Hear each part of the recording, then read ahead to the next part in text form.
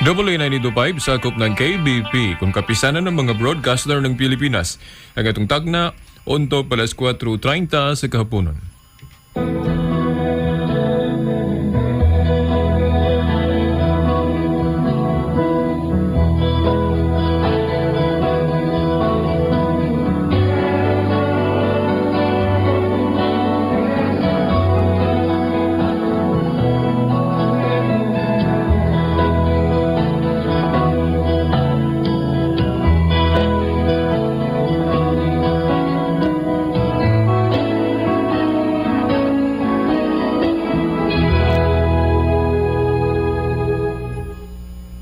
Good evening and welcome to the Journey Home. My guest this evening is Alex Jones. He's going to relate his story of following Christ completely, which as he describes in his tape series, I forget the title already exactly, but No Price Too High. No Price Too High. No Price Too High. Because he recognizes that his journey from being a Pentecostal minister to the Catholic Church required a lot in his sacrifice in following Christ. The theme of our show tonight is the call to holiness, and I find this very unique tonight in Alex's journey because often the distinction between the before Catholic and after Catholic is a comparison of differences. But I think you'll find, as Alex describes his own journey, that there was this common thread, which in his sense was a blessing, that opened up a door for him to be open to the Catholic understanding of spirituality, which, by God's grace, he was given a long time ago, though maybe you didn't appreciate it in that sense, from a Catholic sense. But remember, you're a very important part of this program as always, so please call us with a question at 1-800-221-9460 or send us an email at journeyhome@ewtn.com. Alex, welcome to the Journey Home. Thank you. It is great to have you here. About 2 years ago, you and I first met. Yes. You were on the journey. At Steubenville. You were talking about, I think you were pretty well on the journey, but working through some of the major hoops. Well, I had reached the decision to come into the church, and I was working with my congregation in an effort to bring them in. That's right. And praise be to God, it worked well. In fact, it'll be exciting for you to share with them later, because what you did, I think, was very unique. Not all of us clergy converts had that opportunity. Most of us left immediately, or even in my case before I knew the Catholic Church was the answer. In your case, you had that blessed time to nurture them. Well, it's a little bit different because I was the organizer of the church. And being the organizer, you're not only the founder, you're the preacher, you're the pastor, you're the father, you're the pope, you're the bishop, you're every janitor, That too. But it gave me the opportunity to approach them and ask them, would you like to know more? Yeah. And of course, many of them stayed and listened, and they joined me in the church this Easter Vigil, April 14th. All 64 of them. Exciting to tell your story. In fact, just before we take a break, we're going to have a little video clip of that coming into church. But let's go all the way back. Okay. And have you begin by telling us your early spiritual journey. Well, I was 16 years of age when I had my awakening, or as many non-Catholics call it, the born-again experience. Pentecostals will call it being baptized in the Holy Spirit. Very profound experience that touched my life very deeply. In fact, it sent me on a journey to find out who was this Christ who forgave me and revealed himself to me. And for the next 40 years, I began to search and to learn and try to find out why he would forgive me, why he saved me, and why he would work in my life so powerfully.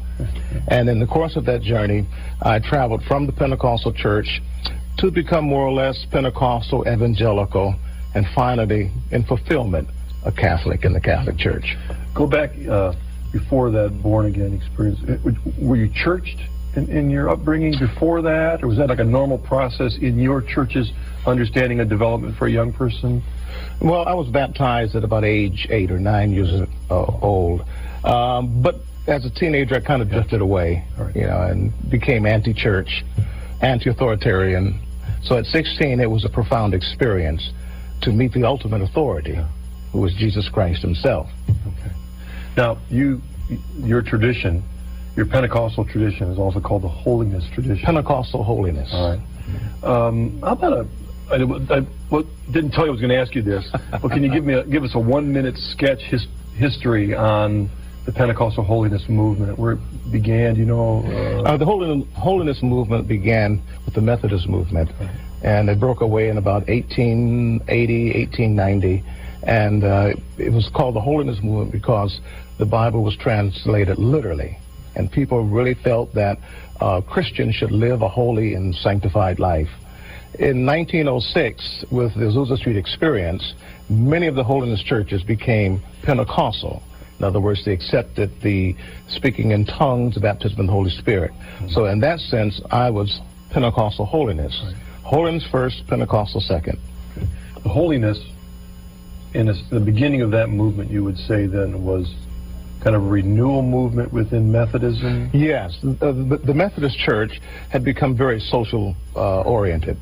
And there was a group within the church who wanted a real intimate walk with God.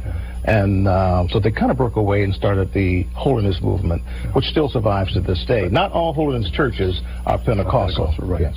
But it's a wide movement with many branches. Very wide, very diverse, but the central element is Hebrews 12 and 14, follow peace with all men and holiness, without which no man shall see the Lord. So you saw at the time, then, as a holiness Pentecostal, and expanding into an evangelical Pentecostal holiness pastor, the necessity of holiness in the spiritual walk. Absolutely. It's a consequence of a relationship with Jesus.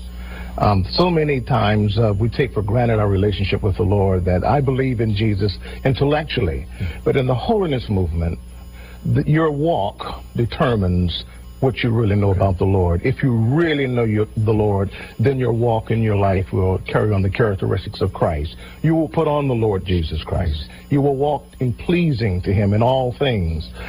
You will put away sin. You'll deal with the sin issue. Sin is not something you don't talk about. Let's talk about it. Let's get it up front. Let's deal with it. You have to deal with it in your life if you're going to walk with God. Favorite scriptures in 2 Corinthians chapter number 5, chapter number 6, that put away the unclean thing, and then I will be a father to you, and I will walk in your midst. Touch not the unclean things. Well, those were the themes of the holiness church, and that was my upbringing in the church. Deal with sin. Deal with the moral issue. Don't back away. Don't excuse it. Deal with it. And I mean, it's actually what you found out later, how close it is to Catholicism in many ways, but different than many other Protestant churches. I mean, it was different than my training as a Calvinist Presbyterian pastor, but yet very scriptural.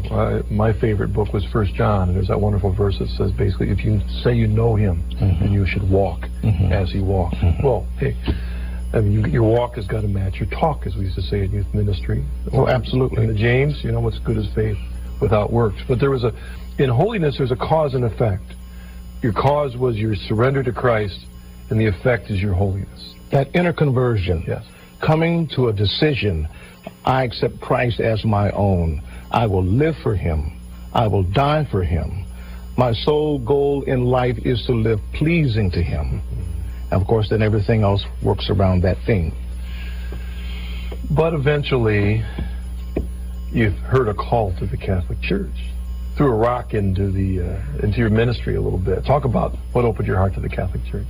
Well, it began with the Bible study. Being Pentecostal holiness person, you know, we love the Bible. And so in the Bible study one Wednesday evening, I asked the congregation, we were studying 1 Timothy chapter 2 that deals with public worship. And I asked them, would you like to have an authentic New Testament worship service? Would you like to go back to the time of Paul so that you can experience what he experienced, so that you will know exactly what he's trying to get across to the Timothy, this young pastor? Of course, they said yes. Well, when I went back and began to do the research, I ran right into the church fathers, and especially St. Irenaeus of Antioch. What a powerful, powerful... Tell the audience about him a little bit, just if you know anything about Saint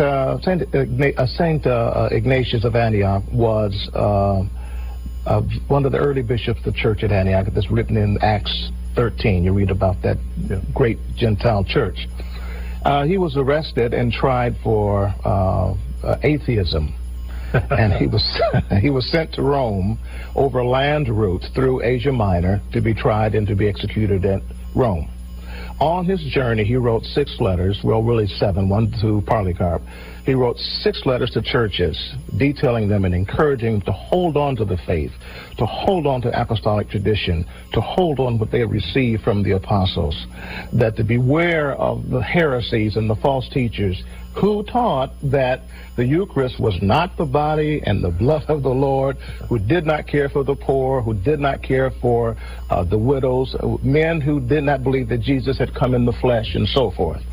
In reading Ignatius, it kindled a fire in me, because I saw here a passion of a man who loved Jesus more than life.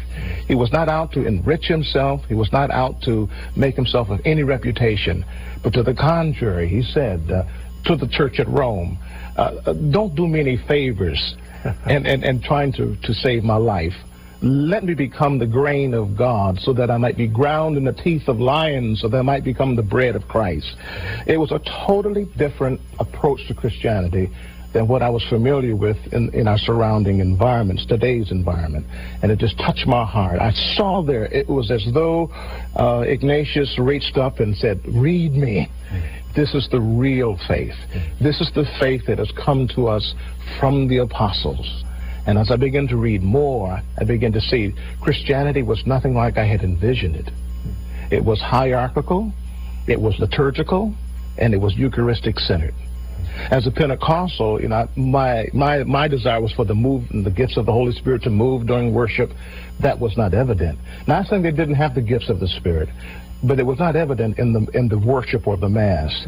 As an evangelical, we love good preaching, and we are masters at preaching. But surprisingly, that was not the center of worship. The center of worship has always been in the church, the body, the blood, the soul, the divinity of Christ in the Eucharist. It is around that the whole Mass revolves.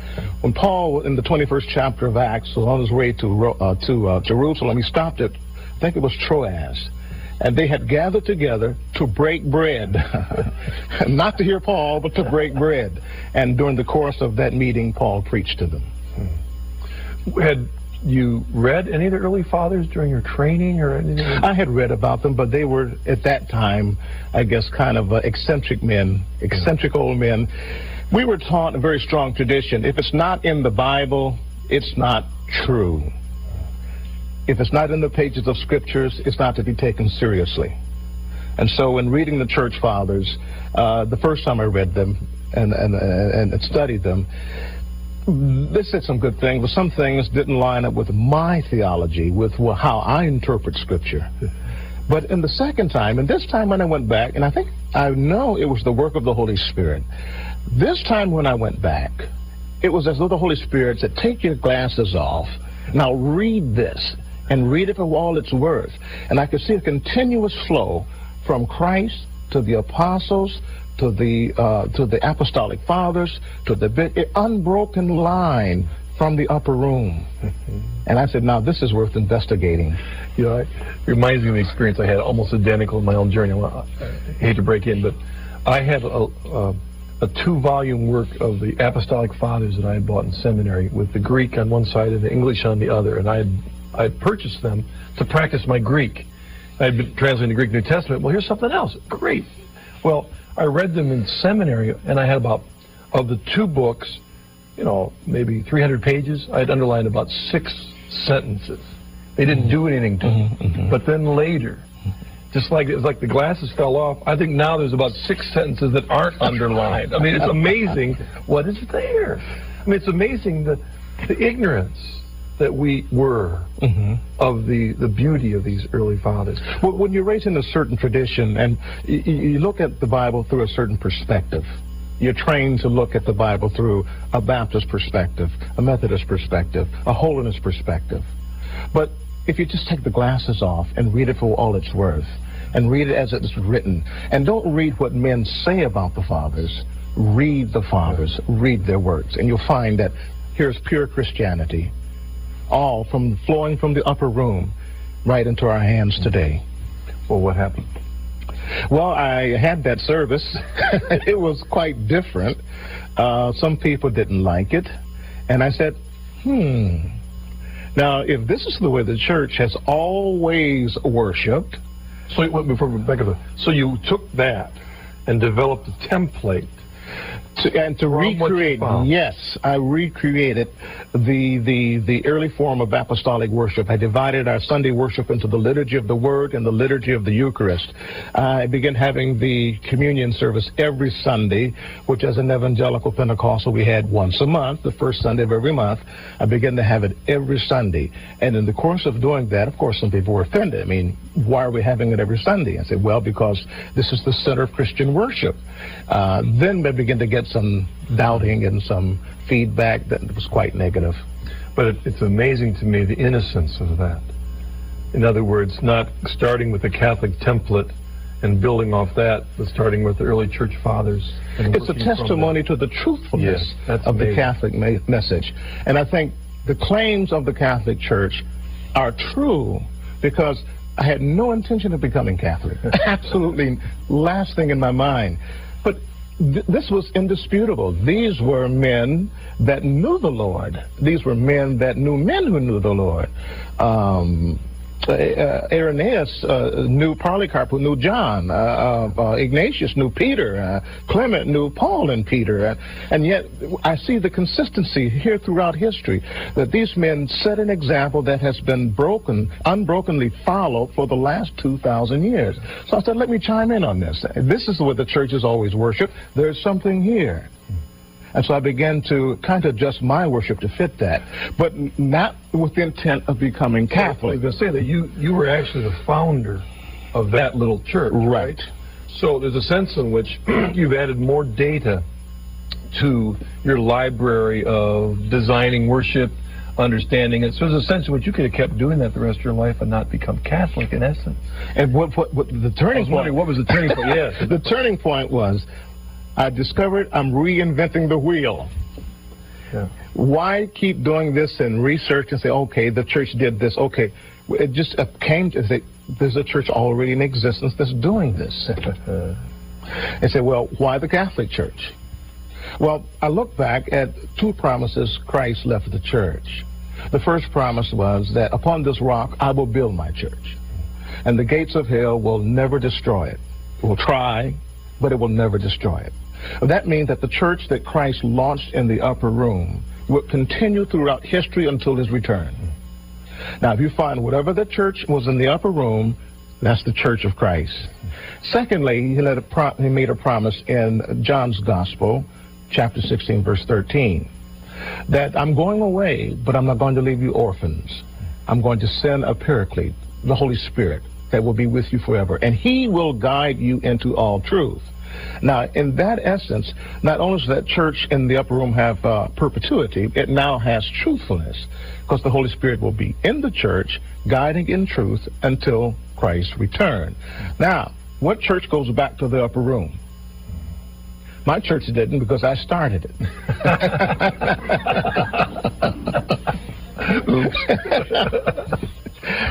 And you had the starting dates for all of the churches. Well, you have a certain date when Martin Luther started his church, and I'm not against Lutheran. At a certain date that Calvin started his movement. You had a certain date Baptist Church started their belief. You all had a time when it began. None of them stretched back to the upper room. Yeah. What is the church of the upper room? Because that is the church of Christ. That church has perpetuity. That church has truthfulness.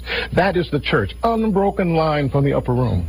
And well, there's only one church I know. Yeah. In fact, I'm reminded of a quote from St. Augustine, which many of those who started their own churches quoted from as justification for making their decisions to break away. Mm-hmm. But he made a powerful statement that said, I don't have his exact words, but he basically said that there is never, ever justifiable reason, no matter how bad the leadership, to justify schism. Mm-hmm. Even when the leaders may be having a bad time or we're going through some rough time with leaders aren't as faithful, the point is that it never justifies schism from that church that was started in the upper room. Of course, it is the church. Right. And God knows we've had a history of men who were not nice men, and I'm being very nice. Men who fell very far short of the mark. But the church has been endowed with these two gifts, and it will last until Christ's return. All right, well, let's keep going with the story. You start discovering this. What happens practically in your life at this point? Well, I begin to change and I begin to lose people. Precious brothers and sisters that were very much loved by me. Were they rejecting you because you said you were leaning to the Catholic Church? No, or they just looked at you and said, you look too Catholic. You look too Catholic. You look too Catholic. This is not for me. I want a more open service, a more service that's more free-wielding and where the Spirit of the Lord is evident and moving. Well, of course, not saying the Holy Spirit is not moving in mass. Of course it is in the most profound way at making the body of Christ present. But they didn't like the trend, the way I was going. And it broke my heart that they would walk away. But they did. And I recognize their right to choose what they want to believe. And they're still my brothers and sisters. I still love them very deeply. I just wish they could have seen what I saw. May I ask where your better half was on this journey? Well, we were slugging it out. We were slugging it out in the kitchen until 2 o'clock in the morning. It was quite interesting. She thought I was losing my mind. Bless her heart. I forgive her. But she thought I was losing my mind. And we would argue to 2 o'clock in the morning, issues such as Mary and purgatory. I mean, those were difficult for her. To me, it wasn't that much of a big deal once I found out the church has the authority to teach these things, and it cannot err in faith and doctrine. Once I understood that, even though I may not have been raised with these particular doctrines, I knew the church had the right to teach them. It was only a matter of becoming comfortable with them and understanding them, but not with my wife. We had some humdingers of some battles. But not letting the sun go down, right? That's yeah. Well, because she was concerned. She loves me very deeply.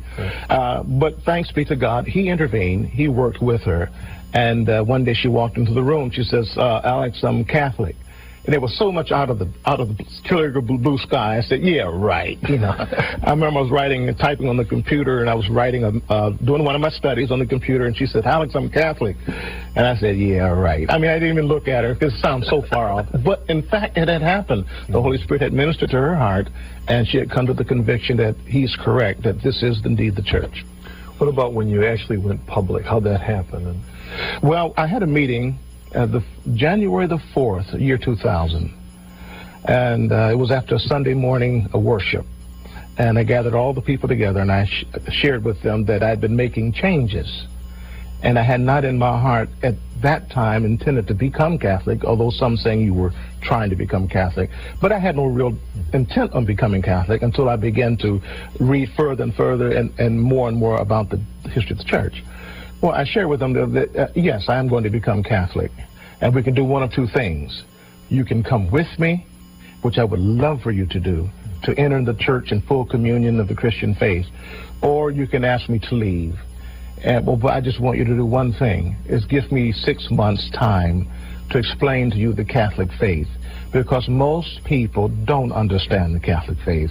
And I hate to say this, the Catholic Church has not done much to dispel a lot of the myths that non-Catholics have about the church. So give me exactly 6 months. June 4th, we'll take a vote. And if you don't want to go into the church, then I'll just resign as pastor and I'll go with my family. But I want you to come because it is the church. And so for those 6 months, I taught about the church, what it believed. I answered questions, and there were many hard questions. But we answered their questions. And so by June 4th, when we did vote, a significant number of them voted to come in. So that when we did come in, there were about 64 of us. We're going to see in a little bit a little film clip that we have a chance to talk to you about your actual reception into the church. Often on the Journey Home program, when the guest talks about the theme, it's a contrast between how they believed before and now how they believe. But in this case, talk a bit now from a Catholic perspective. Do we as Catholics teach the call to holiness? Yes, very much so. And this was astounding to me. So I began to read the Catechism, and especially Vatican II. The call to holiness is just mentioned over and over and over again. Well, that's home to me, you know, because I'm from a holiness background. And I would say, yes, read on, no, yes, another paragraph, yes. The church does teach holiness. The church does teach that each individual is to continue and pursue holiness of life as the will of God for them. It's one of the foundational teachings of the Catholic Church. The most consistent. I mean, for me, that was a great awakening for me to discover Catholic mystical theology, which I always thought was mystical, must be out there kind of ethereal, but in reality there's no more practical theology than Catholic mystical theology, because that is basically having a personal relationship with Jesus, growing closer. But to discover that that was one of the sad things in Protestantism that we threw out with the bathwater during the Reformation. And so, as you were saying, inventing it over and over again, with each denomination starting their own spirituality over and over again.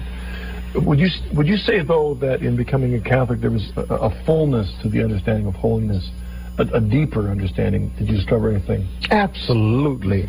When I began to read the teachings of the Church on the life of Christ and call to holiness, it deepened my holiness and my call to my personal call to holiness. It took me even deeper.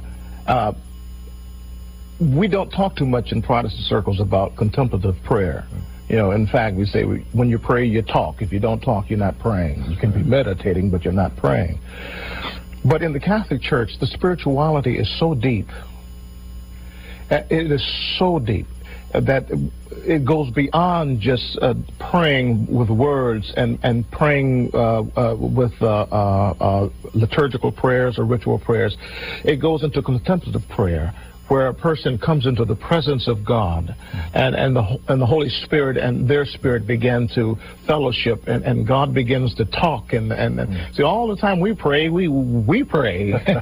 But in contemplative prayer, which the Catholic Church perfects, we come in the presence of God, and there God begins to deal with us as we sit in his throne room, and we sit watching him, and he sits watching us. He begins to reveal things to us. So it's a much deeper, much richer spirituality than what I had. There's an interesting parallel. If you look at Pentecostalism and charismatic movements, there's a desire for a movement spiritually to the point where the Holy Spirit does something to us, where it's passive. He does it to us. It's not us doing it, but the Spirit doing it to us. And I'm not going to fault Pentecostalism or charismatic at all, but often there's an emphasis on we want the Spirit to do something that is physical. Whereas in the contemplative life, and what we're talking about, is that also, it can lead to a physical ramifications of prayer, but we're talking about a passive movement of God that he does to us in a deeper way, where we are receptive. And that's what the Catholic spiritual writers have not just talked about contemporarily, but as you said, for 2,000 years they've been teaching this very same thing. And it's a very rich tradition. Normally when we pray, we're asking God to do things for us. We're asking God to heal us, to hear our prayers for certain things. And we want God to make us what we ought to be. But in contemplative prayer, you allow God to do these things. There's an interior conversion where God begins to work interiorly, where there's not so much asking, it's listening and letting him do the work within you. And, you know, I feel like here we are, two little babies talking about nuclear energy. You know, I mean, we're right. I mean, we're talking about something that we're going to grow in for the rest of our lives. And thank God that he opened us up absolutely to understanding this wonderful tradition of prayer that draws us closer to Jesus. What we'd like to do is if we would, let's take some time for this short video clip. Okay. And the audience will have a chance to see just a brief look at your reception in the church, and when that's done, we'll come back and maybe you can make a couple comments on it before our break. There was a little apprehension starting anew at this stage of my life, but God never ceases to challenge us. This is the night when Jesus Christ broke the chains of death and rose triumphant from the grave. How wonderful to see this family baptized into Christ. Cassandra and Adrian have been with me for the past 15 years, and now to see them correct an invalid baptism and be fully incorporated into the church brought tears to my eyes. I cannot express to you the wonderful peace that settled over my heart during Donna's and my confirmation. As Father Dennis approached to confirm us, I sensed this great peace that settled on my heart. After the many years of searching and looking, I was finally at home. There seemed to be a sense of completion when we faced the congregation on that stage. We had been through so much, learning a new faith, suffering the rejection of family and friends, stepping out on faith, not sure where we were going, but always confident in our God. What an experience coming into the church. Comment a little bit about what the audience just saw. I mean, there's so much going on in your heart at the time. Well, it was a very powerful moment for me, very emotional, because I had begun in 1998, in March of 98, and I could have come to church that year or not soon after that year, but I wanted to remain and help my people come into the church. And so I waited until the year 2000. And at this Easter Vigil, just knowing that now my journey into Christ Church is over. 40 years ago, I found Jesus. 40 years later, I found his church. And it was like coming into the promised land. It was so powerful to me. And even to this moment, it's difficult to talk about it without tearing up, because I'm home. Yeah. That's why we call it the Journey Home. That's why the apostolate that I run called the Coming Home Network, because that is the universal feeling that all of us have felt, that this is home. Thank God for his mercy. Amen. Opening our hearts. Let's take a break. We'll be back in just a moment with your questions for Alex about his journey of faith from Pentecostal evangelicalism home to the Catholic Church.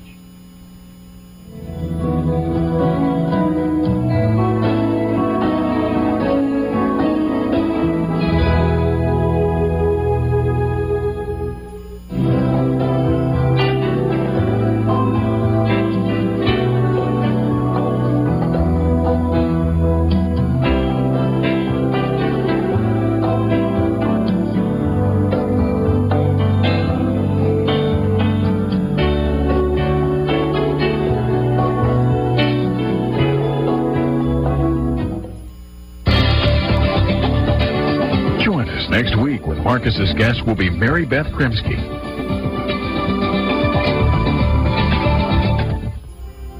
It has been said that without the right to life, all other rights are meaningless. Pope John Paul II has challenged the youth of today to bring the gospel of life into the very fabric of society. I deserve life, and my twin deserved life, and unfortunately he didn't get it. But I'm here to tell you that we are real people in the womb, and we deserve a chance at life. Witness firsthand how they have indeed responded to the Holy Father's call to speak out for the rights of the unborn. Life, love, and respect, here on the Global Catholic Network, EWTN. God has a plan for all of us, a plan for holiness. Join Mother Angelica and company for an hour of profound wit and wisdom on matters affecting the church, your family, and you. Catholicism has been built on understanding the mysteries of faith as far as possible. It's faith teaching you can use. It's Mother Angelica Live, and it's only on the Global Catholic Network, EWTN. The Catholic Church has always devoutly guarded as a most precious treasure the mystery of faith, that is, the ineffable gift of the Eucharist, which she received from Christ her spouse as a pledge of his immense love. The faithful, therefore, are exhorted to participate actively with sound faith and with the utmost devotion in the celebration of this most holy mystery, to offer it with the priest to God as a sacrifice for their own salvation and for that of the whole world, and to find in it spiritual nourishment.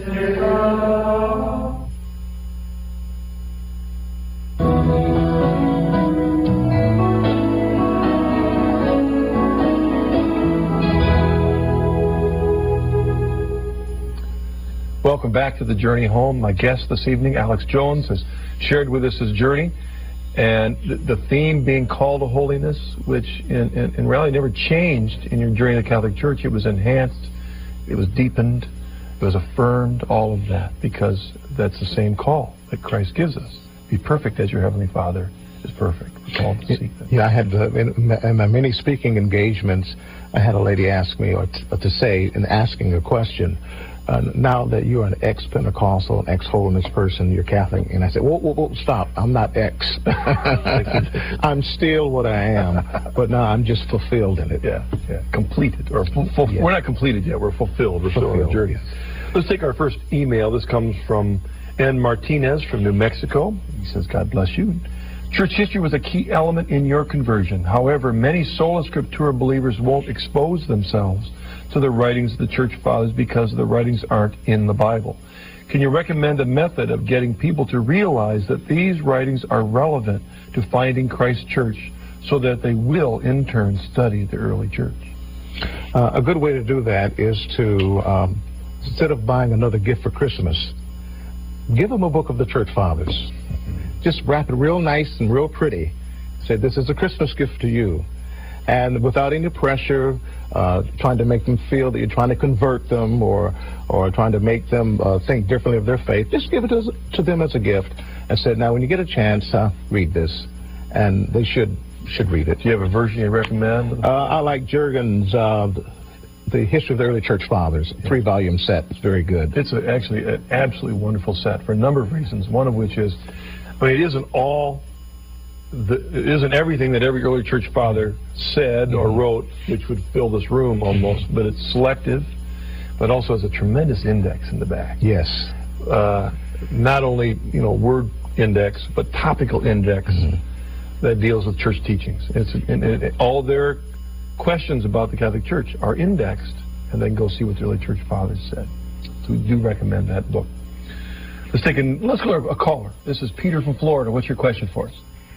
Yes, I tried to go into the Catholic Church, and I was there for 6 months, but I could not get past the teaching of, for example, what I don't find in the Bible, the non-biblical, what I would call non-biblical teachings of the Church. For example, Immaculate Conception, the purgatory, and every devotion to Mary. I couldn't get past that, and I'm afraid I couldn't finish the course to go into the church. And I'm still searching, or I wouldn't be watching your show. But I as a Presbyterian, cradle Presbyterian, I can't get away from the sola scriptura, and I find it very hard. And that's my question.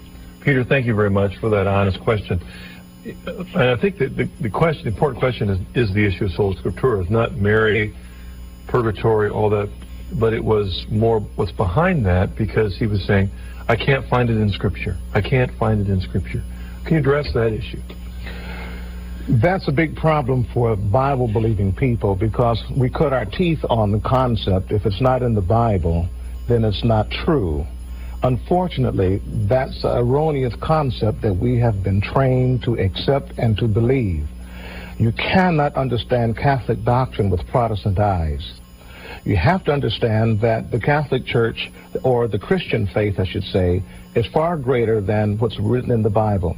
Trying to understand the Christian faith from just the Bible only, it's like traveling to New York, going into the World Trade Center on the first floor, looking out of the window at New York, and coming away with the idea, I've seen New York. Well, you have seen New York, but you've only seen it from the first level. You've missed Manhattan, you've missed Harlem, you've missed the Bronx, you've missed so many other things, because what you see is a true representation, but not a comprehensive representation. You read in the Bible, Paul speaks to the Thessalonians in the second letter to the Thessalonians, chapter 2, verse 15. Be careful to observe everything that I've taught you, whether by word of mouth or by written epistle. Now, the written epistle, of course, is the Bible that we have. What about the oral teachings that did not make it into writing? It was the oral traditions and the complete traditions of the church, which is called the Word of God, the gospel of our Lord, the complete handing down of the Christian faith, that kept the early church long before the Bible was canonized. The Bible was not canonized to 397 A.D. So what kept it through the different heresies? What kept the church together when people could not read? The people were very illiterate in those days. There was no Bible where they could read. They couldn't even afford a Bible. It was the teachings of the church. It was the transmission of the faith, both through tradition and through the written scriptures. Now, once you understand that, then you understand that the church it has more to offer than just up to Acts 28. What happened to the church after Acts 28? Did it fall off the edge of the earth? Well, no, it continued because Christ gave his church perpetuity. It continued after Acts 28. Well, how are you going to know what happened after Acts 28? Well, you have to go back and you have to pick up the history, the fathers, and read how the church developed its teaching. It developed its Christological views. We as Protestants are benefiting from the great councils of the Catholic Church, the doctrine of the Trinity, the Nicene Creed. All of these were Catholic teachings hammered out by Catholic theologians.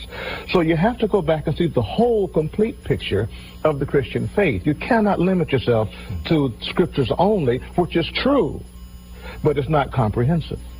As Catholics, we are Bible-believing Christians. Absolutely. In fact, the Catholic Church gave the Bible to the world. The Catholic Church hammered out which Bibles were inspired, which books of the Bible, the New Testament, were inspired, and which were not. I mean, everything that we have in Christianity comes from the Catholic Church. That's right. Let's take our next email. Thank you. That's one we could go on for an hour on that one, because it's a foundational issue of this. I mean, it's great. I mean, where in the Bible? Well, the question is, where in the Bible does it say I got to show it to you in the Bible? I mean, the Bible itself doesn't declare that. That is a tradition that's grown in the last 500 years, but it wasn't there in the first 1,500. Let's take this next email. Mickey from Arlington, Texas. Dear Alex, what is the best way to respond to someone who proudly claims to be a non-denominational Bible Christian with an attitude of God doesn't care which church you go to as long as you show up? If I try to explain that non-denomination is really another Protestant denomination, I get blank stares. Blessings and Christ. Well, now you're talking to a person who was a non-denominational minister. Well, the only thing you can do is just to love them. If they have a closed mind, nothing you can say to them will help them. However, if they want to know and want to learn, then maybe what you can share with them is, where's your line of authority? Who's your authority? Who settles the final question for you? Where does the buck stop? With you? Are you the authority? Did Christ leave you with the keys of the kingdom? I mean, where's the authority in your life? And a non-denominational church is another way of saying that I have no authority over me. I'm my own authority. And maybe they'll think about that when you ask them in that way. All right. Let's take our next caller, Bobby from Texas. Hello, what's your question for us tonight? Yes, sir. Do you believe, I'm talking to Brother Jones. Of course. Do you believe that the Eucharist is actually the flesh and blood of Jesus Christ, and that there were anything but Jews in the upper room, and that Rome is Judea's replacement, and that Fatima and Faustina are anything but fables? Thank you very much. Got a bunch of questions there. I don't know if I can remember all of them. I'll try. This is a real presence with anyone but Jews in the upper room. Okay, let's start with the real presence. Okay. Do I believe in the real presence?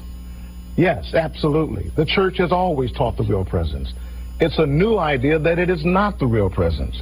If you go back, and even if you read in 1 Corinthians, the Bible itself, Jesus said, eat my flesh, drink my blood. Okay, some people say he's speaking metaphorically. He says in the upper room, take and eat, this is my body. Oh, well, that's metaphorical.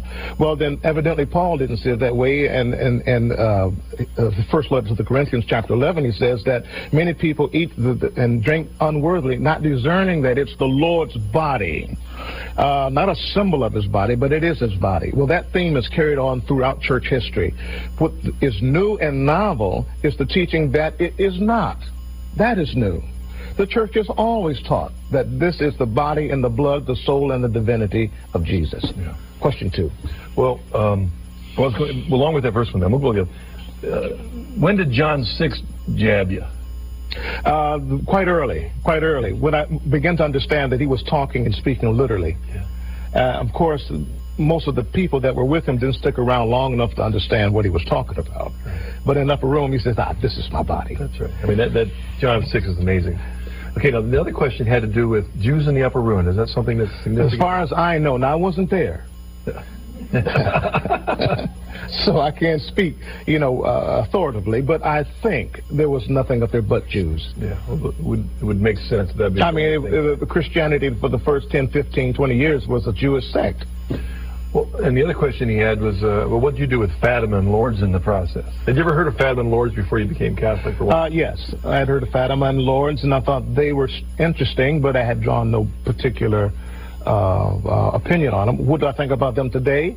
Oh, well, I think they could be real. I think they could be genuine. And I'm speaking as a convert to the faith that's learning the faith. You must understand, as a Protestant, we're not taught about Mary. As a Protestant, Mary was just a good Jewish girl that gave birth and enfleshed the Son of God and then was put on the shelf of history. We were not taught that she was do anything special other than, okay, Mary, you accept my son, great. So consequently, we have grown apart from the devotion to Mary and the teachings about Mary. And so once we come into the church, it's not that we automatically just fall in love with Mary. It takes time because we have to be introduced to her. We knew nothing about her before our coming into the church. And just like you meeting a lady and say, I want you to marry me. So I don't know you. How can I marry you and I don't know you? So when we come to Mary in the church, it takes a time to really begin to understand the teachings about her and to fall in love with her. And you start with the 4 basic teachings of the Catholic Church. That she was born with immaculately, and that she is the mother of God, that she's a perpetual virgin, and that she was assumed into heaven. That we accept. Now we work from there. Right.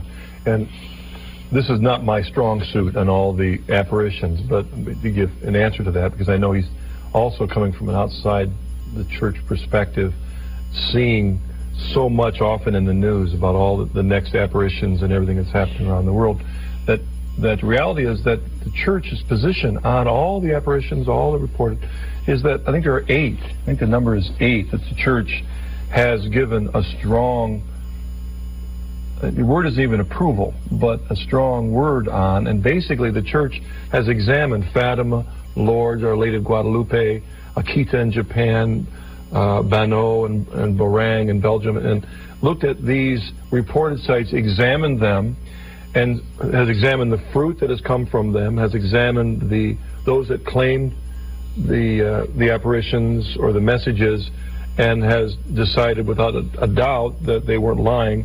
And so in the end, they also examined the teachings and make sure that they were not contrary to the teaching of the church. So the church has basically had a negative answer, saying that we see nothing here that against the faith, and therefore has encouraged the faithful to be able to have them as devotions. But the church has never said declaratively and definitively that Fatima or Lourdes was an appearance of Mary. The church hasn't made that positive. Mm-hmm. It just has not made the negative. And I want our, especially Protestant viewers, to understand that whenever you read in the paper the next apparition of Mary, the church isn't approving everything that happens.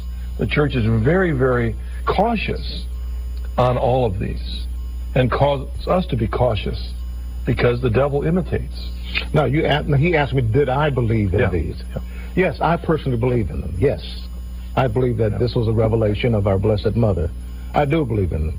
Because the fruit of them is to turn people to Jesus. Yeah. Not to worship Mary, but to turn the people to her Son, to turn in repentance to her Son. And that's a good thing. Last time I checked, the devil never told anyone to turn to Jesus. I remember the first time I read the intimate story of Fatima, and it is an amazing story for those 3 little children and what they saw. So it's a powerful, powerful story of the witness of Christ, witness to Jesus, and Mary's witness to her Son.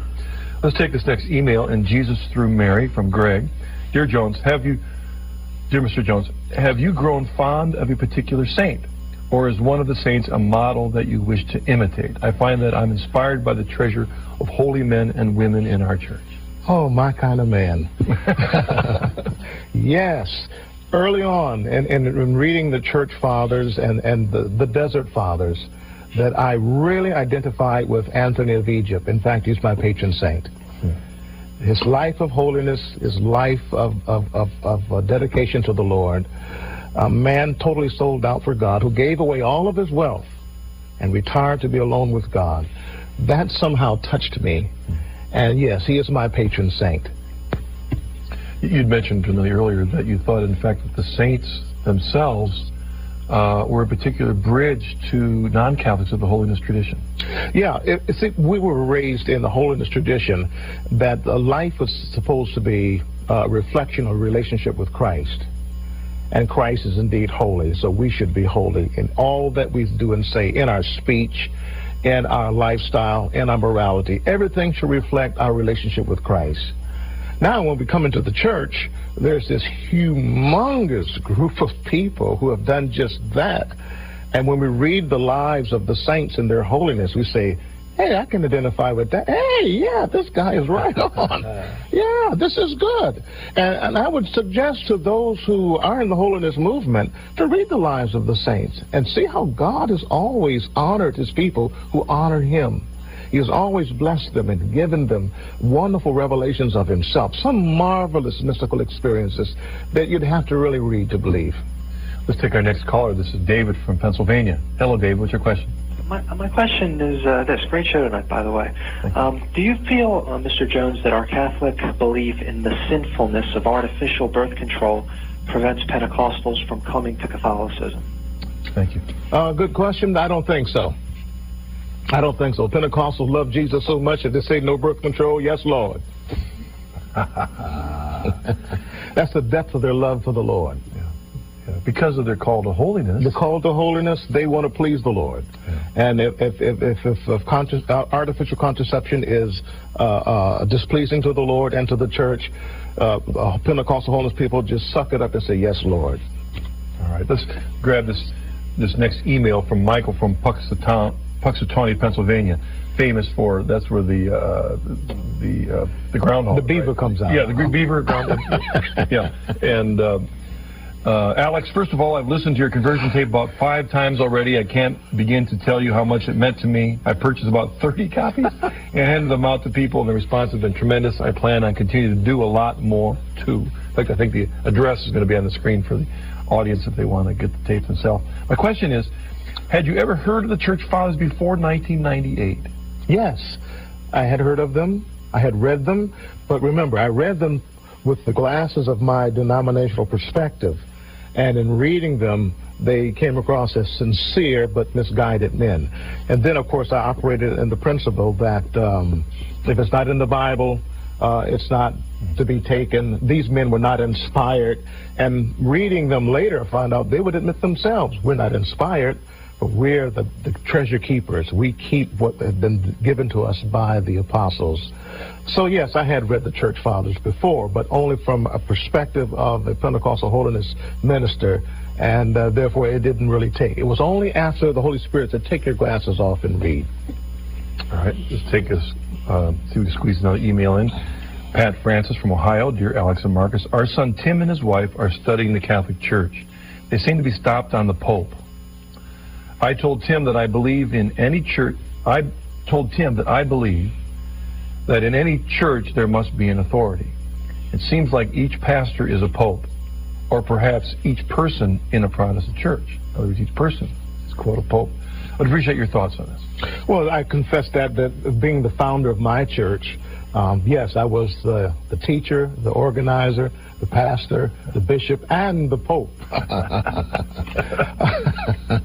But we have only to look at the history of the Christian church and look at Scripture. Let's go to Scripture. Jesus said to Peter, to Simon, you are Peter, you are Kepha, and upon this Kepha I will build my church. And so, yes, there's a head, there's an administrative head of the church that was left by Christ to guide the church through difficult times. You have to have somebody that can stand and be the final head or the head of the church. And Peter, the office of Peter, is the head of the church. The Pope is the head, not of as Christ is the head, but the administrative head of the church. To be a servant of servants. There you go. Yes. Because everything Christ taught about leadership was one of servanthood, was one of surrender, was one. Don't be like the pagans who want to lord it over, but to be servants, yes. That's right. Well, with all this, let me ask a final question. How has becoming a Catholic drawn you closer to Jesus? Oh, my God. First of all, I'm complete. I'm happy. I have joy. Not only have I do I have the fullness of the Holy Spirit through my Pentecostal experience, hallelujah, but I have the fullness of the faith through my Catholic experience. I have it all. And I am so thoroughly satisfied and at peace with myself and with God. It has deepened my relationship with God because now I understand the end of spirituality, being in the presence and being intimate with God, discovering contemplative prayer, and the mystical lives of the saints. It's like food to my soul. It draws me closer. It makes me want to be more holy, to be more like our Lord, to lay aside, as Hebrews 12 said, lay aside every weight and every sin that does so easily beset us, and run the race with patience. So I'm running the race with patience now, and I am so ecstatic being in the Catholic Church. I feel fulfilled. I mean, I feel good, and I know that there are greater things for me ahead. Maybe the last thought, what about someone that might be watching that's searching? Any words of encouragement they might do practically to grow closer? Keep searching. No man can come to me except the Heavenly Father draw him. Keep searching. Be honest in your search, in your research.